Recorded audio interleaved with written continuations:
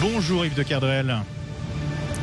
Bonjour Benjamin, bonjour à tous. Alors Yves, après la bonne nouvelle du vaccin, voici la mauvaise, celle du chômage qui a fortement augmenté au troisième trimestre. Oui Benjamin, le taux de chômage s'est envolé à 9% de la population active au troisième trimestre dernier. En vrai chiffre absolu, ça signifie que le nombre de chômeurs atteint désormais 2,7 millions de Français. Donc en l'espace de 3 mois, c'est-à-dire entre fin juin et fin septembre, 628 000 de nos compatriotes ont dû abandonner leur travail et aller pointer à Pôle emploi. Ce sont là, évidemment, les premiers stigmates de la crise économique consécutive au premier confinement du printemps dernier.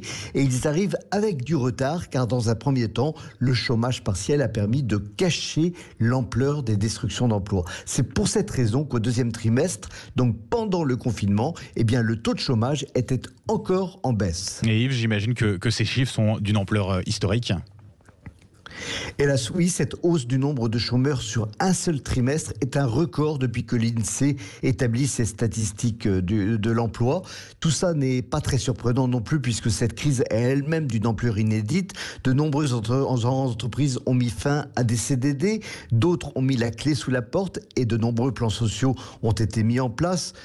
On a encore l'exemple hier de l'annonce de la fermeture de nombreux magasins du printemps. Ce qui est terrible, surtout avec ces destructions d'emplois, c'est qu'en 3 mois, on en a compté plus que d'emplois créés au cours des 3 dernières années. Et pourtant, depuis l'arrivée d'Emmanuel Macron à l'Élysée, on estimait que près de 500 000 emplois avaient vu le jour. Et alors, quel va être le traitement de ce chômage, Yves ?